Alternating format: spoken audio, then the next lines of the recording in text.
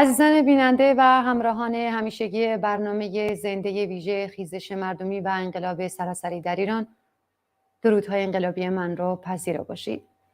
همونطور که مطلع هستین، دیروز زمین‌لرزه‌ای به قدرت 7.8 ریشتر کردستان سوریه و ترکیه را لرزاند. در این حادثه بیش از 20,000 ساختمان فرو ریختند و متاسفانه بیش از 5,100 تن جونشون را از دست دادن و بیش از 20,000 زخمی هستند. شمار مفقود شدگان بسیار زیاد هستش و سازمان بهداشت جهانی اعلام کرده که با توجه به اینکه هر دقیقه آمار زخمی ها و کشته شدگان بالا میره، احتمال داره که نزدیک به 8 برابر باشه. از این طریق و از طریق برنامه زنده امروز تسلیت خودمون رو به بازماندگان این عزیزان عرض می‌کنیم و یاد همه کشته شدگان و جان باختگان این حادثه دلخراش رو گرامی می‌داریم. عزیزان، همونطور که مطلع هستین، نزدیک به 5 ماه از خیزش انقلابی زن، زندگی، آزادی، انقلاب ژینا میگذره.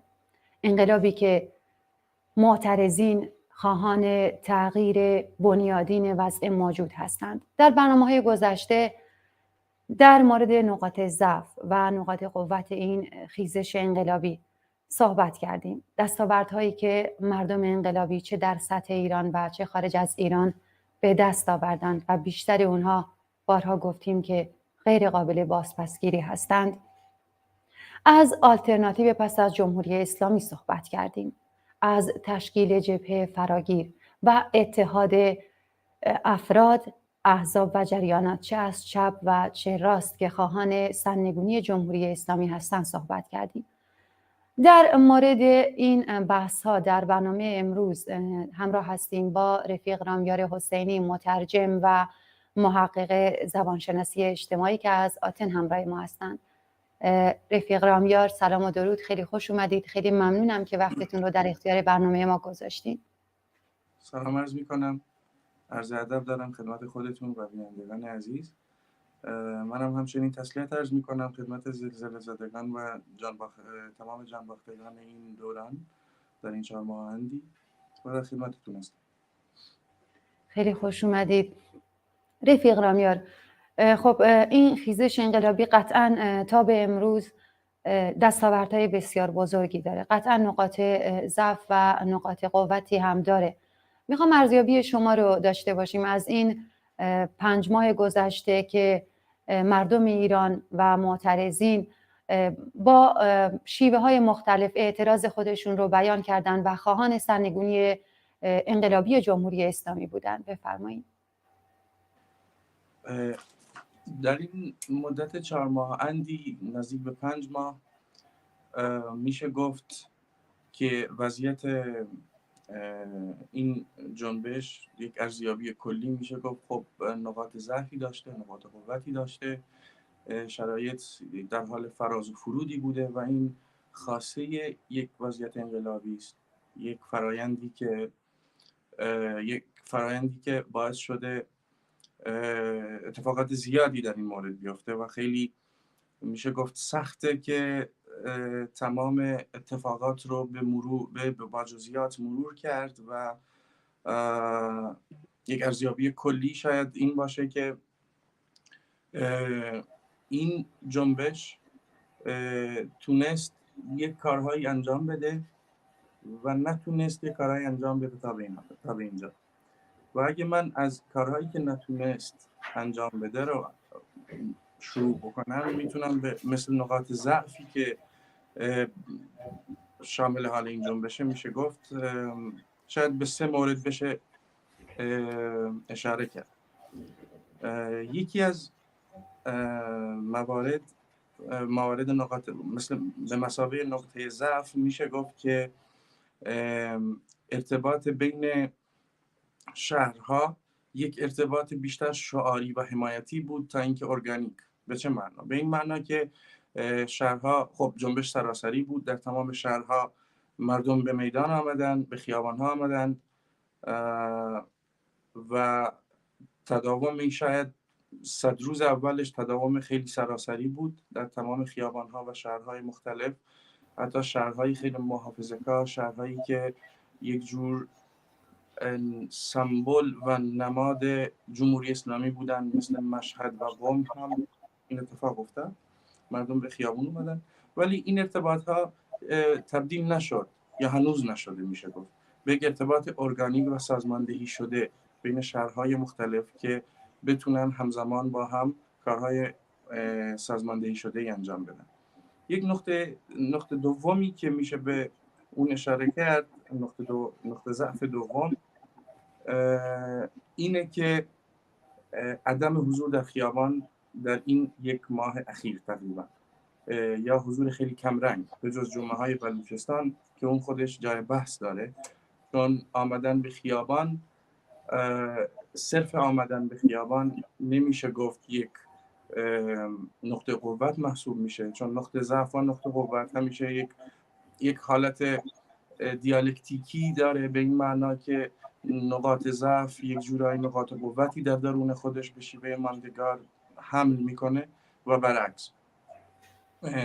نقطه سومی که خیلی میخوام اونو باز بکنم، میشه گفت یک فاصله‌ای درست شد بین واقعیت اجتماعی و خود جنبش و زبان جنبش.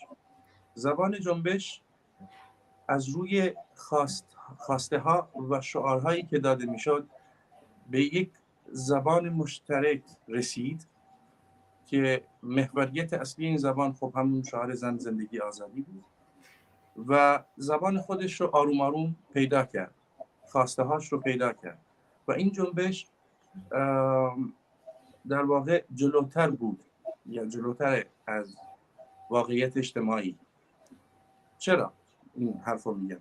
این فاصله چطوری درست میشه؟ مثلا اومدن به خیابون در بلوچستان یک حضوری بود که سرچشمه میگرفت از مسجد. به قول فرانس فانون که میگه از مادری که داریم سیلی میخوریم، یعنی مادری که به بچه سیلی میزنه و بچه در آغوش همان مادر گریه میکنه، این اتفاقیه که سرچشمه گرفتن این خیابان آمدن باز هم لا اله الا الله و باز هم یک جور ارتجاعی است که میشه گفت به یه ذره نگران کننده است. حضور بیش از حد مذهبیون در خیابان‌های بلوچستان و حتی در جای جای کردستان یک جور نگران کننده است و فاصله‌ای داره با شعارهای خیلی مترقی که ما در این مدت شنیدیم. این فاصله یه جور کشمکشی درست کرده، کشمکش بین ایده های اجتماعی، ایده های این شعارها و خود واقعیت اجتماعی. یکی دیگه از این موارد مثال میشه گفت به اون فکر کنم 1-2 هفته پیش بود که ظرف 48 ساعت 3 زن به شیوه خیلی خشونت‌آمیزی کشته شدن از طرف مردان و اینم یک جور ما رو به فکر میاندازه که آیا این زبان جنبش، این زبانی که پیدا کرده، آیا کاملا منطبق با خواسته های اجتماعی، با واقعیت اجتماعی که ما در ایران در جای جای مختلف ایران داریم یا نه؟ یا اینکه این کشمکش بین ترقی و ارتجاع به کجا خواهد رسید؟ آیا به محض اینکه جمهوری اسلامی ریزش بکنه، سقوط بکنه، ارتجاع هم از بین میره؟ من شخصا خودم فکر نمی کنم و احساس میکنم مبارزه با ارتجاع یک مبارزه خیلی بلند مدت‌تری از مبارزه با سیستم جمهوری اسلامی. به همین دلیل احساس میکنم این 3 موردی که بهش اشاره کردم میشه نقاط ضعفی بهش نگاه کرد که جنبش دچارش شده. ولی خب نقاط قوتی هم داشته. یکی از مهمترین نقاط قوتی که ما میشه بهش اشاره کنیم تولید چی؟ تولید هنری، تولید ادبیات انقلابی، تولید اخلاق انقلابی، تولید سرودها، موسیقی، اشعار، چیزهایی که قبل از قتل حکومتی ژینا بود به صورتی خیلی پراکنده، خیلی مستقل. افرادی گهگداری می نوشتند، یه سرودی خونده می شد، یا هنوز جامعه رادیکال ایران از سرودهای قدیم، جنبش‌های قدیم 57 داشت تغذیه می‌کرد، مثل هنر انقلابی، در حالی که تو این مدت 4 ماه تعداد زیادی سرود مثل سرود آبان، همین سرود زن زندگی آزادی تولید شد. خب میشه جمع‌بندی کرد به این صورت که یکی از مهمترین نقاط قوت تولید ادبیات و هنر انقلابی بود که باعث شد هنرمندان و شاعران، نویسنده ها، مجسمه سازان به طور کلی هنر انقلابی دست به کارهایی بزنن و اثراتی تولید بکنن که وارد تاریخ معاصر ایران خواهد شد. و این تولید هم در درون ایران اتفاق افتاد، هم در بیرون. سمبولیزمی که باعث شد یک بار دیگه یکی از ستمدیده ترین صداها که صدای زنان باشه در ایران به صدر جدول بیاد، به صدر صداها بیاد و ما دوباره یک بازبینی بکنیم به این صدای نشنیده شده که ما هنوز داریم با این مبارزه میکنیم. یکی دیگه از این نقاط قوت میشه گفت یک زلزله، یک تکانی بود که یک بخش از جامعه خورد و دیگه این چه جمهوری اسلامی یه سال دیگه سقوط کنه، 2 سال دیگه سقوط کنه، این به یک غیر برگشت ناپذیره در واقع. یعنی اینکه تلنگرهایی که به جوانان از لحاظ ذهنی خورد، نمودهای عینیش رو هم توی خیابان دیدیم.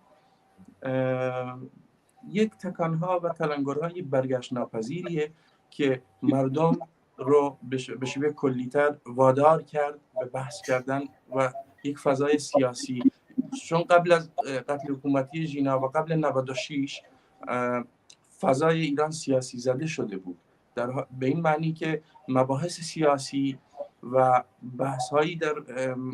بحث‌های مترقی زیاد خیلی پراکنده بود، ولی این رو دوباره آورد روی میز، این مباحث سیاسی، حقوق زنان، و باعث شد افراد زیادی در جای مختلف دنیا سر در بیارن و در این موارد حرف بزنن، در حالی که اگه این نبود مثل واکنش بود ولی آروم آروم به کنش تبدیل شد. و خب یکی دیگه هم از نقاط قوت میشه گفت صدای زنان بود، ولی یه نقطه قوت دیگه میشه گفت یکی دیگه از ستمدیدترین صداها که نشنیده بود، کسی اونو نمیشنید، در هم بین المللی هم در داخل ایران، صدای افرادی بود مثل افراد بلوچ، مثل کردها، که هم ستم درونی داشتن، درون کشوری، هم کسی هم صداشون رو نمیشنید. هیچ کس بلوچستان رو نمیشناخت، هیچ کس مهابات رو نمیشناخت. منظورم از هیچ کس، منظورم از جوامع بین المللی.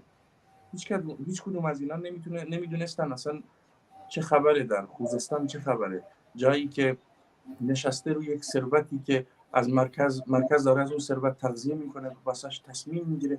این صدا، شنیدن صداهای ستمدیدگان، اینم میشه گفت یک نقطه قوت دیگه بود. بله، سپاسگزارم.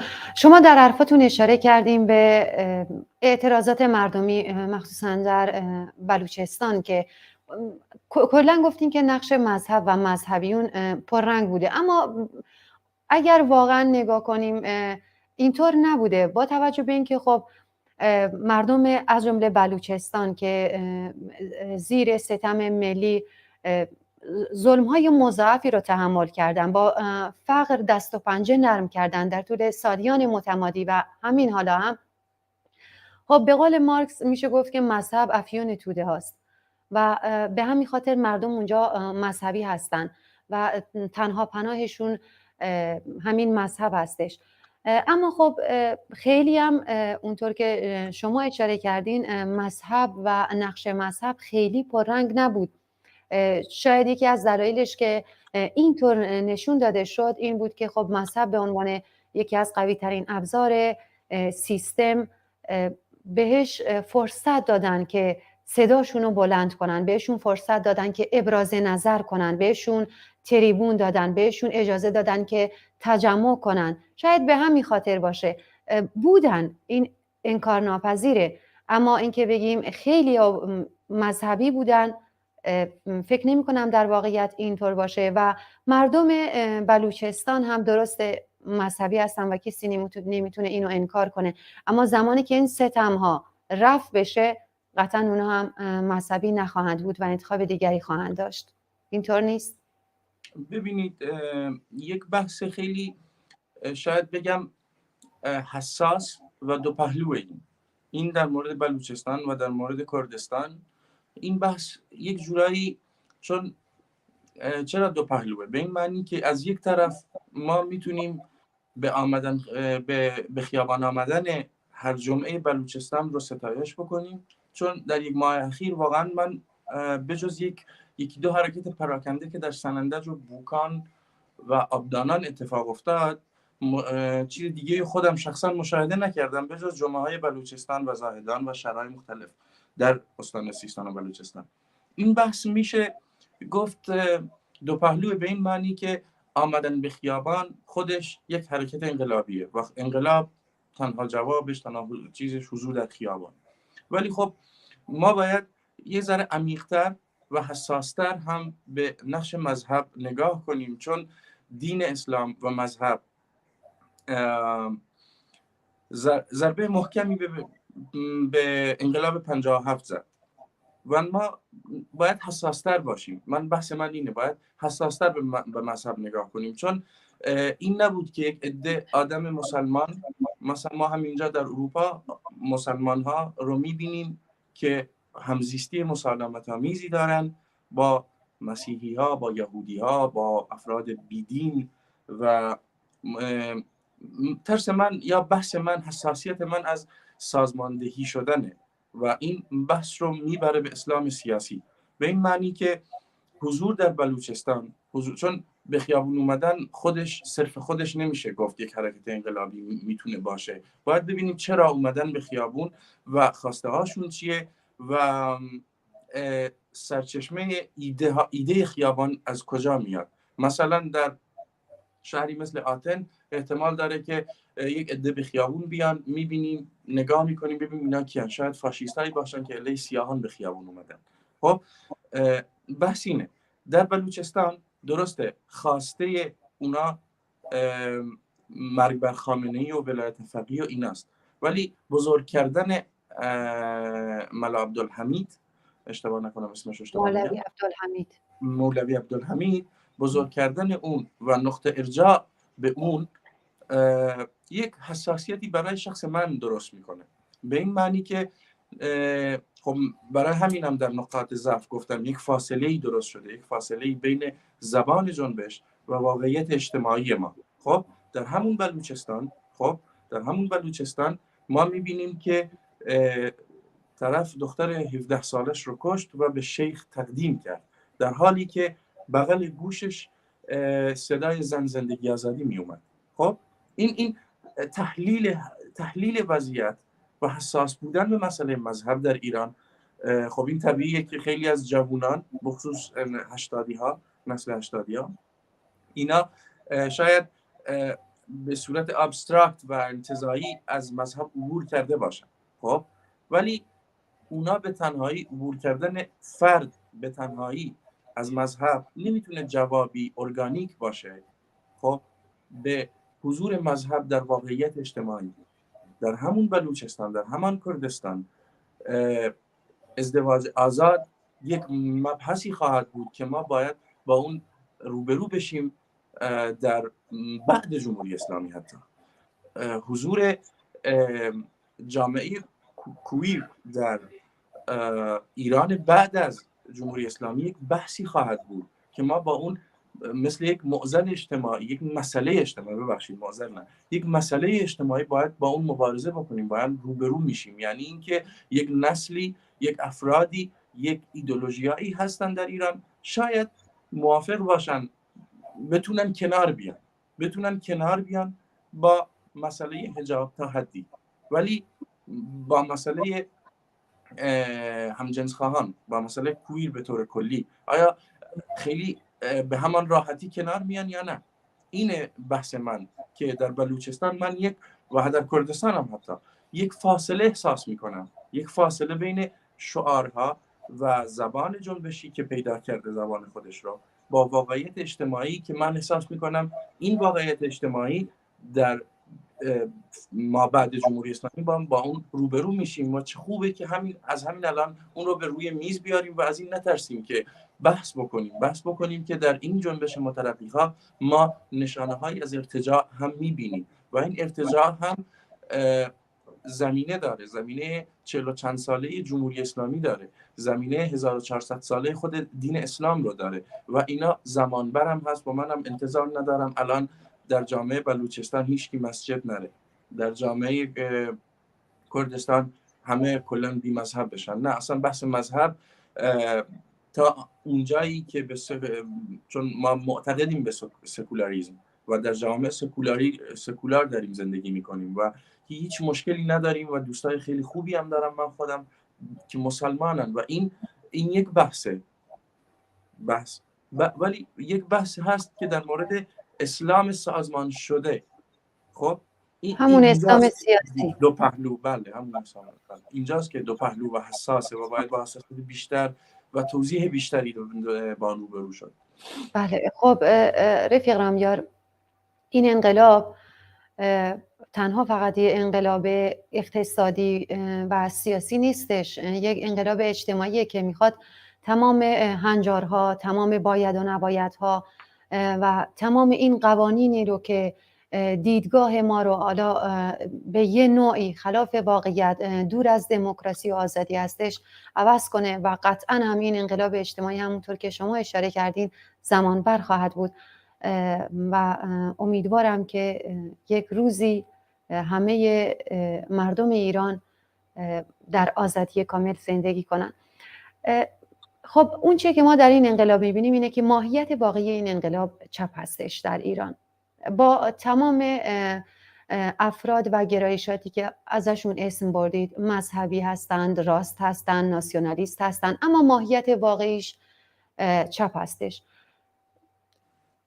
جریانات چپ، حتی افراد مستقل چپ در طول 5 ماه گذشته چه در داخل و چه در خارج از ایران که به طور علنی بوده فعالیت‌های زیادی داشتند در همراهی با این انقلاب.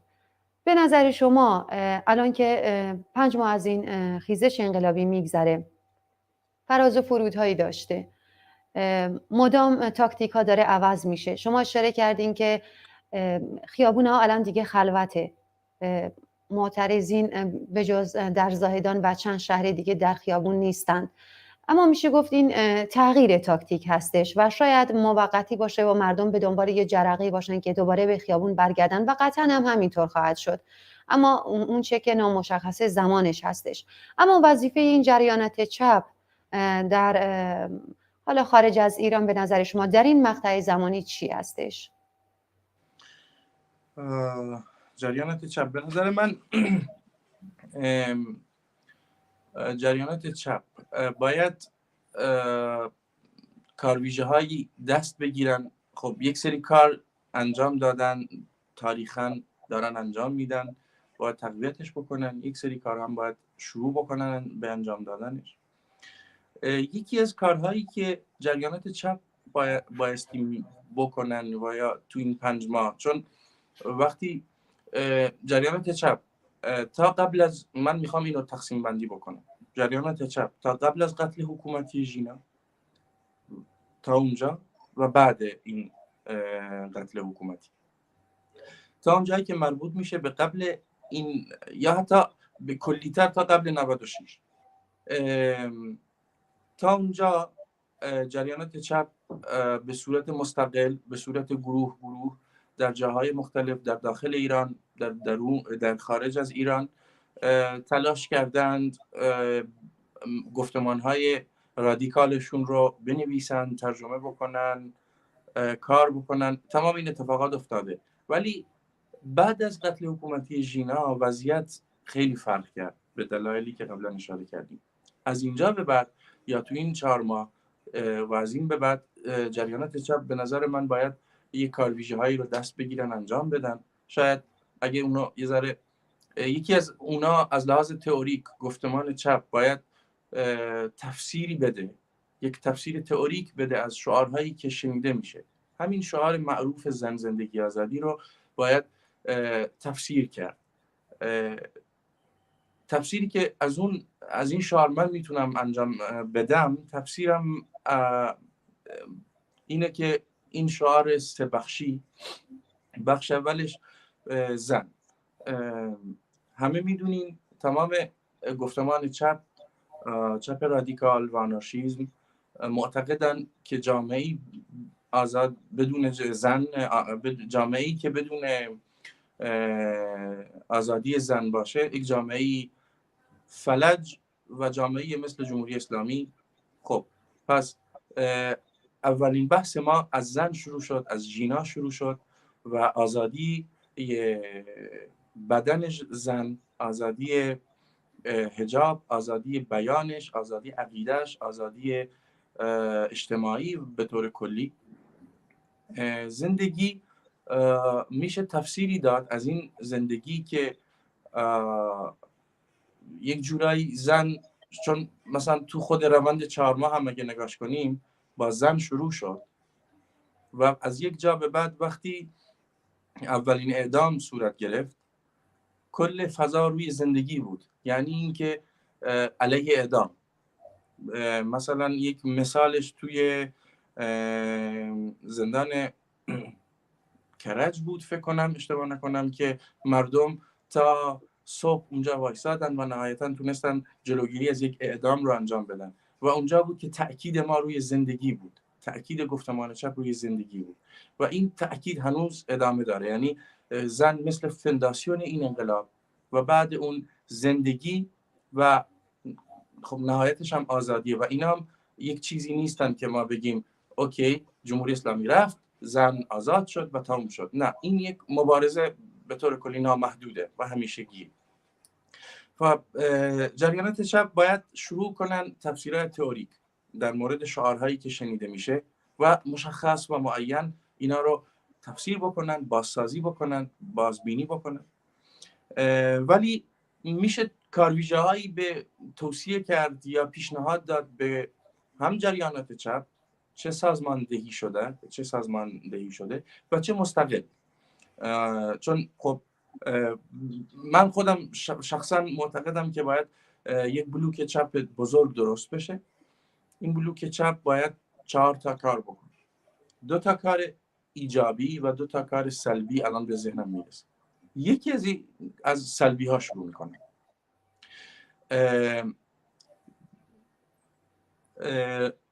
انتقاد از گفتمان راست.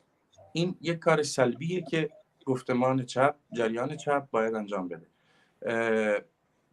و تا الان هم دارن انجام میدن، ولی خب باید تداوم پیدا بکنه. باید کوتاه نیاد از انتقاد گرفتن، از فاش کردن گفتمان راست و نقد به گفتمان راست.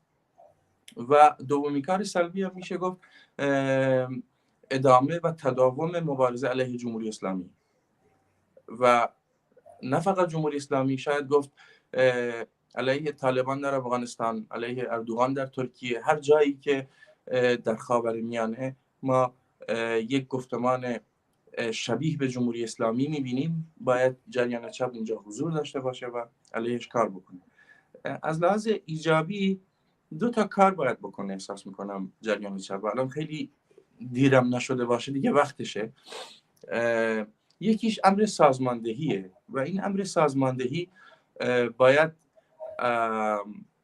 خیلی رادیکال بشه، خیلی منسجمتر از این که هست. یک بلوک چپ بزرگی درست بشه و نقد درون گفتمانی رو کنار بگذاره، چون الان وقت این جنگ نیست.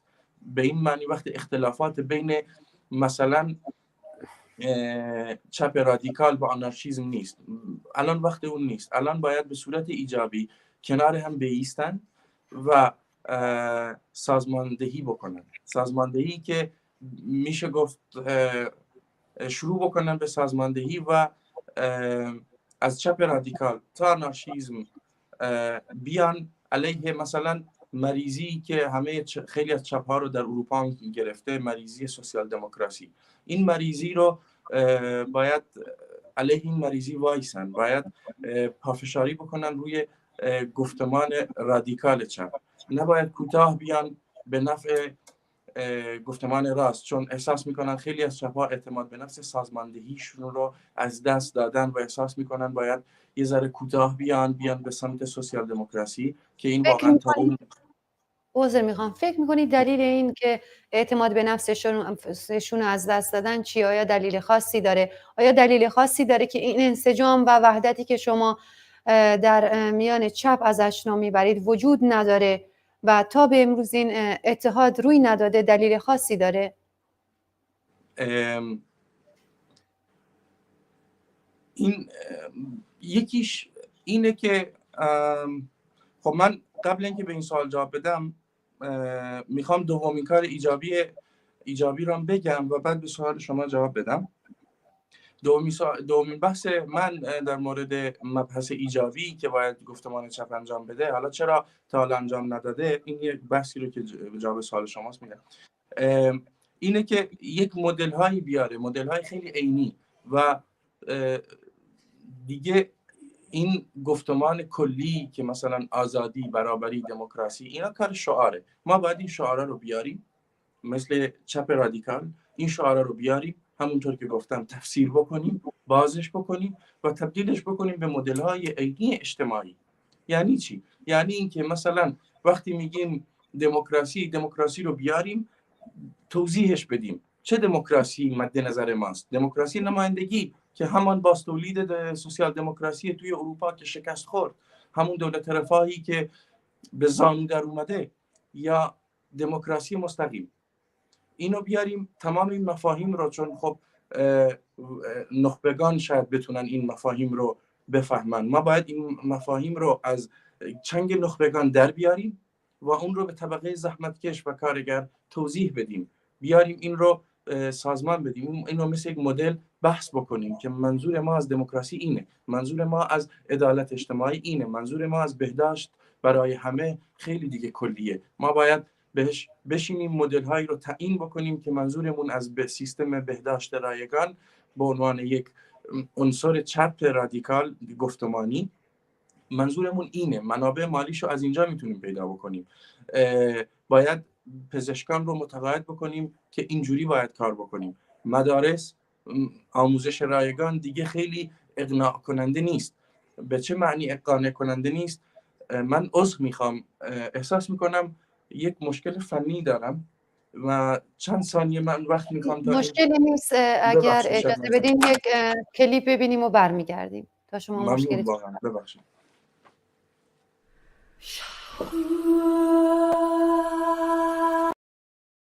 جانم فدای خاک ایران، از زاهدان تا تهران پیوسته ایران. بیا به ما ملحق شو با رمز جینا، که خستگی نداره این نسل بیدار.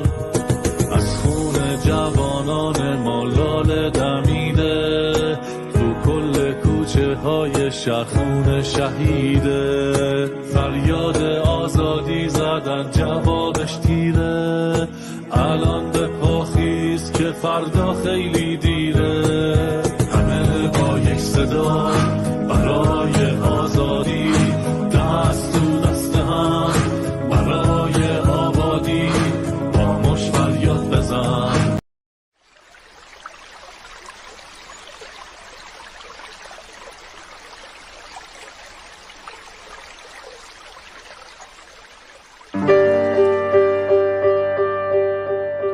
ندانم ای غزالم از چه دشت،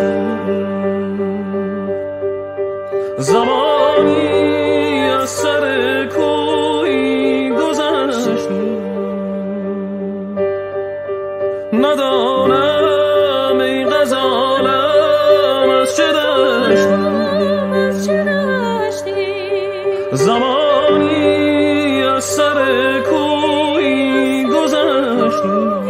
گذشتیم غریب شاد نوشان شب افروز بشد خاموش و در برنگشتیم. ببین موی تو آشوب جهان شد، نگهبان غمت پیر و جوان شد. اگرچه اول صبح است بنگر که بر پا آتش آخر زمان شد. اگر آن یار اندازد نقابش شود روشن جهان از آفتابش.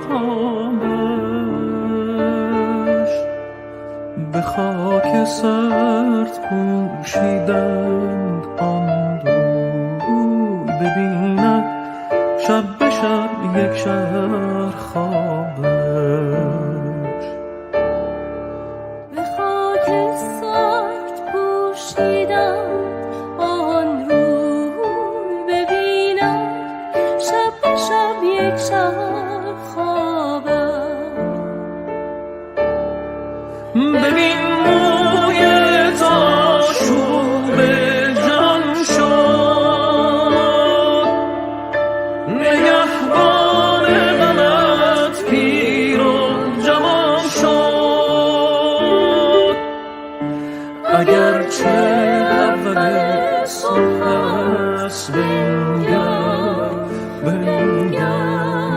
که بر پا آتش آخر زمان شد. ببین موی تو آشوب جان شد،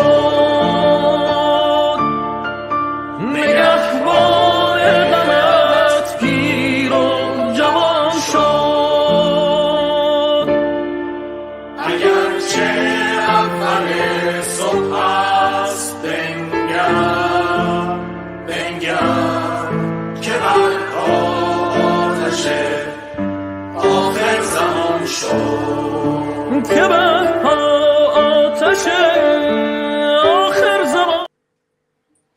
با درودی دوباره بینندگان عزیز تلویزیون حزب کمونیست ایران و برنامه پخش زنده همراه هستیم با رفیق رامیار حسینی، مترجم و محقق زبانشناسی اجتماعی که از آتن همراه ما هستند. رفیق رامیار، درودی دوباره. امیدوارم که مشکلتون حل شده باشه. حل شد و عذرخواهی میکنم از شما و بینندگان. اختیار دارین. خب جواب سوالی که من ازتون پرسیدم، پراکندگی نیروهای چپ رو اگر امکان داره بگی تا به سراغ بقیه سوالا بریم. حتما. بله، بحث اون مدل عینی بود که مدل بده. خب حالا این چرا پراکندن؟ یکی از این معضل اینه که گفتمان چپ هر اتفاقی که بیفته دست از نقد درون گفتمانی بر نمیدارن، چون احساس میکنن همیشه باید ما در حال نقد درون گفتمانی باشیم. به این معنی که حالا بحث من از چپ گفتم که سوسیال دموکراسی رو من واقعا یک مریضی میدونم برای گفتمان چپ. این و گفتمان چپ محسوبش نمی کنم، شاید چپ در این گفتمان راست محسوب بشه از دید من، ولی گفتمان چپ برای من سوسیالیسم و چپ رادیکال و آنارشیسم. چرا امر سازماندهی برای همین یکی از مشکل‌ها یا اصلی ترین مشکلش اینه که نقد درون گفتمانی رو ول نمی‌کنن در هیچ شرایطی و احساس می‌کنن باید همه این دعواهای تئوریک رو همین الان در همین لحظه حل کنن، در حالی که و سر یک سری جزئیاتی هم هست. حالا راه حل این چی میتونه باشه؟ به نظر من راه حل اینه که برای اینکه بتونن کنار هم کار بکنن باید این جزئیات رو نه اینکه فراموشش بکنن، این جزئیات رو نگه دارن، در حالی که دشمن بزرگ ما الان فقط جمهوری اسلامی نیست. شاید تا قبل از ژینا جمهوری اسلامی بود، کشتن ژینا امینی، ولی الان یک دشمن دیگه هم که هست بزرگ، دشمنان بزرگ، یکیش راست افراطی یا راست همون که به سلطنت طلب ها و فاشیست ها هستن، جمهوری اسلامی هست، ناسیونالیست های ایرانی هستن و حتی ناسیونالیست های از دیگر ملت های ایران مثل کرد، بلوچ و مذهبیون و همه اینا. و الان به نظر من بلوک چپ باید سر یک حد اقل هایی که توافق هم دارن، هم توافق گفتمانی دارن، هم توافق تئوریک دارن، روی این توافقاتی که دارن انگشت بگذارند، اونا رو بولد بکنن، برجسته بکنن و روی اون توافقات که دارن سازماندهی بکنن تا اینا تموم بشه. یعنی این که جمهوری اسلامی سقوط بکنه، گفتمان راست افراطی نتونه قدرت رو از بالا تنظیم بکنه، همونطور که میدونید دارن این کارا رو میکنن، و بعد در یک فضای دموکراتیک در داخل ایران و بدون حضور جمهوری اسلامی و نه اینکه حضور راست افراطی ولی حضور حداقلی راست افراطی، بتونن اونجا به صورت مداوم و بلند مدت به این اختلافات نظری و سیاسی ادامه بدن، اما در یک فضای دموکراتیک تر، در یک فضایی که این انقلاب پیروز شده، جمهوری اسلامی در کار نیست و اونجا ما میتونیم به توافقاتی برسیم در همه حوزه های گفتمانی چپ، نهله های مختلف، جریانات مختلف. ولی الان به نظر من این مسئله اصلیشونه که گفتمان نقد درون گفتمانی رو ول نمی کنن و میخوان همین الان با همه جبهه ها بجنگن، در حالی که اتحاد روی حداقل ها مثل اینکه آموزش رایگان، تمام چپ‌های رادیکال و همه با آموزش رایگان هیچ مشکلی ندارن، نه به اعدام هیچ مشکلی ندارن، میتونن روی این توافق پیدا بکنن، میتونن روی بهداشت رایگان به صورت کلی این توافقات انجام بشه تا انقلاب پیروزی برسه. و بعد از اونه که میشه روی جزئیاتی که اختلاف داریم بحث تئوریک بکنیم، بحث نظری بکنیم و هر کی که تونست مردم رو متقاعد بکنه حرفش به کرسی بشینه. بله، اما ما یه مشکل بسیار بزرگتر داریم که اونم سیستم هستش، سیستم سرمایه‌داری که با مشکلاتی که شما بیان کردین به شیوه‌های مختلف داره سازش میکنه و از اونها به عنوان ابزار استفاده میکنه برای بقای خودش، حتی میشه گفت سود بیشترش. سپاسگزارم رفیق رامیار. خب در اوایل صحبتام در مقدمه برنامه از تشکیل جبهه فراگیر من صحبت کردم.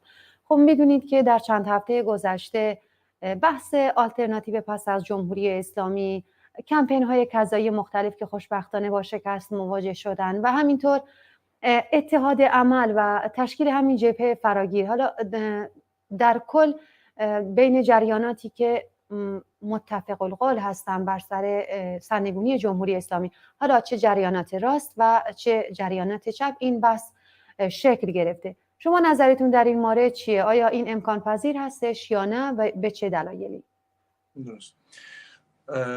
در واقع من این ائتلاف سراسری علیه جمهوری اسلامی رو درک میکنم، به این معنی که اوکی، ما همه مخالفیم، از سلطنت طلب تا آنارشیست ها تا اون سمت ماجرا همه مخالفن، همه مخالف جمهوری اسلامی هن. ولی من احساس میکنم نه عملیه نه اتفاقم خواهد افتاد اینکه یک ائتلاف همه‌گیر شکل بگیره، نئولیبرالیستا، لیبرال ها، چپ ها، سوسیالیست ها، نمیدونم سوسیال دموکرات ها، همه با هم یک ائتلاف تشکیل بدن، یک شورای رهبری تشکیل بدن علیه جمهوری اسلامی. این غیر قابل شاید از لحاظ تاکتیکی درست باشه، ولی از لحاظ استراتژیک غیر قابل، یعنی عملی نیست، غیر قابل حله. چرا؟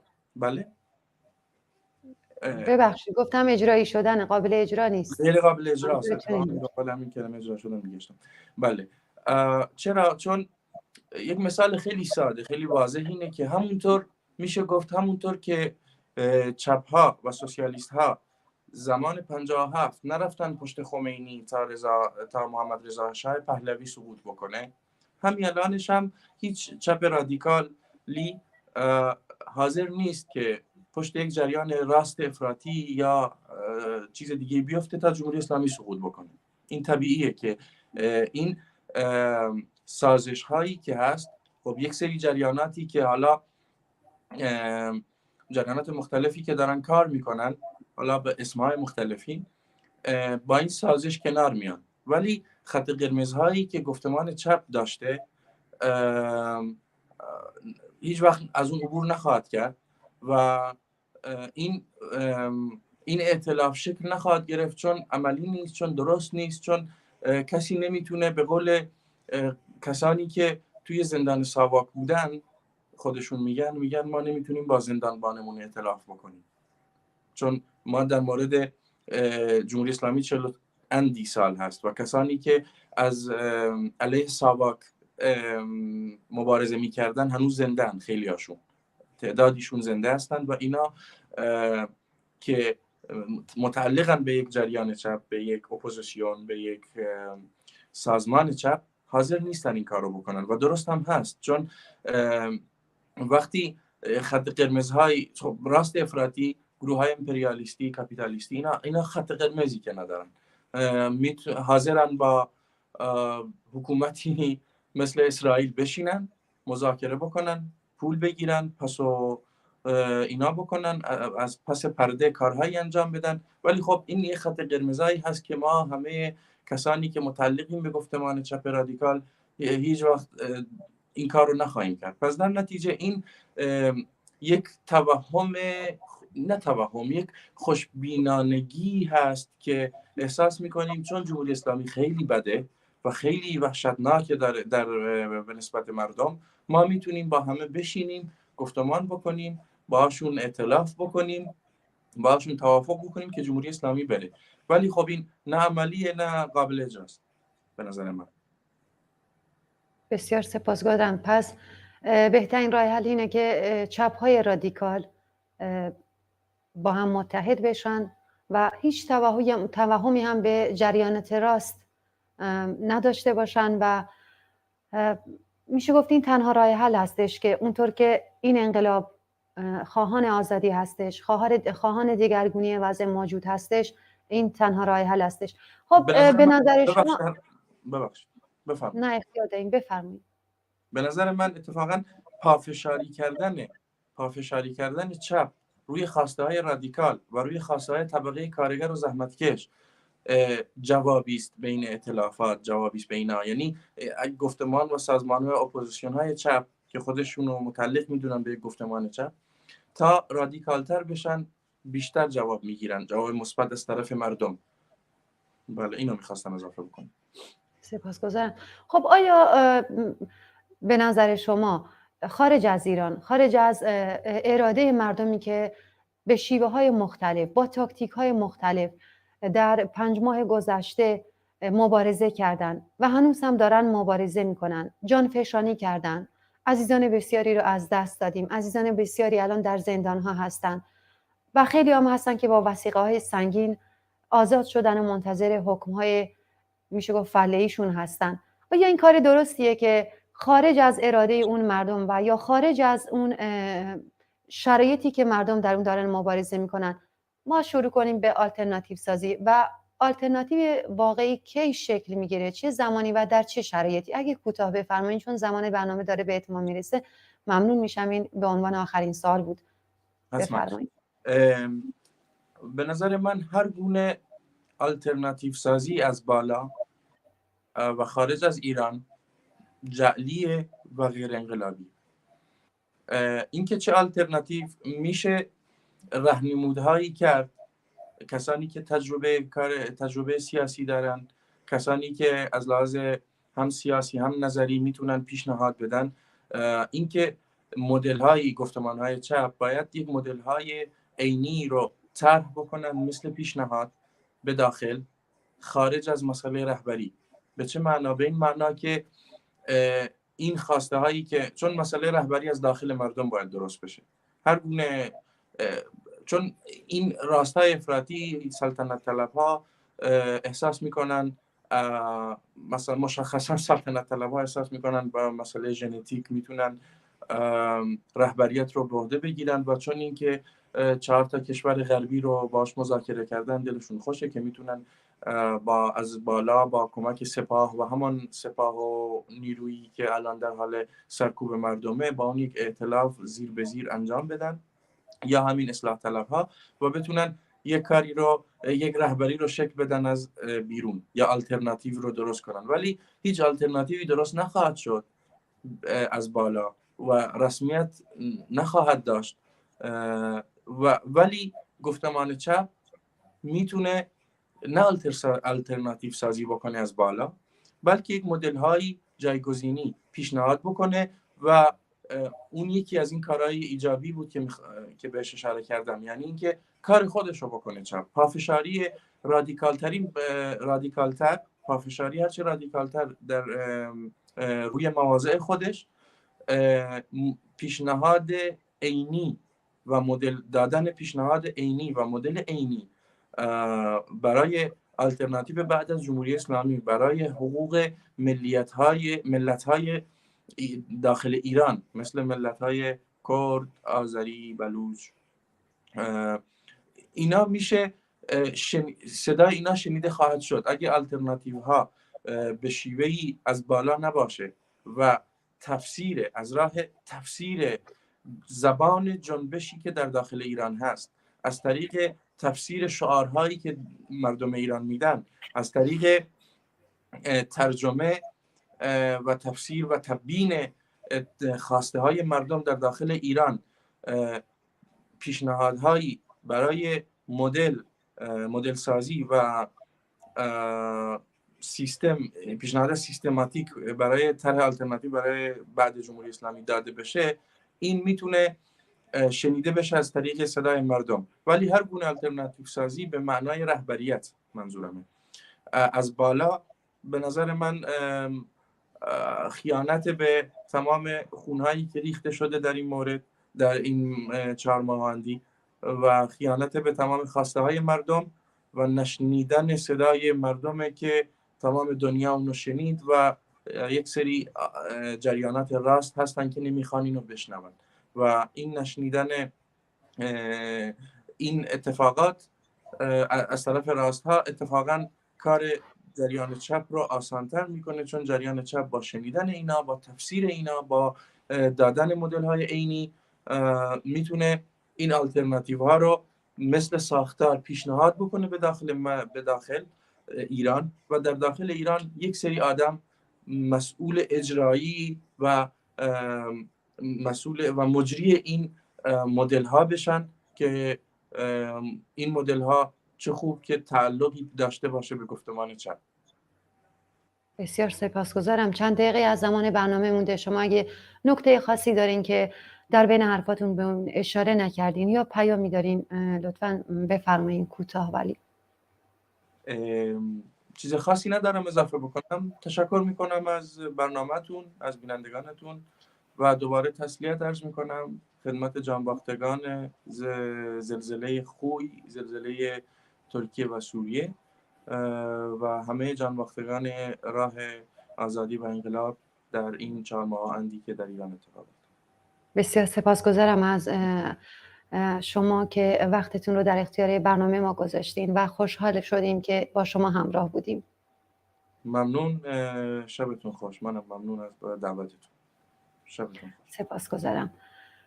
بله بینندگان عزیز، من هم در آخر برنامه یک بار دیگه از طریق همین برنامه تسلیت خودمون رو به تمام بازماندگان زلزله ترکیه و سوریه که مناطق کردنشین رو بیشتر شامل میشه عرض میکنیم و یاد همه کشته شدگان و جان باختگان رو گرامی میداریم. همچنین عزیزانی که در خوی عزیزانشون رو از دست دادن و الان با امکانات بسیار کمی روبرو هستن و در سرمای شدید دارن گذران میکنن و حتی دولت اجازه نمیده که کمک‌های مردمی به دست اونا برسه.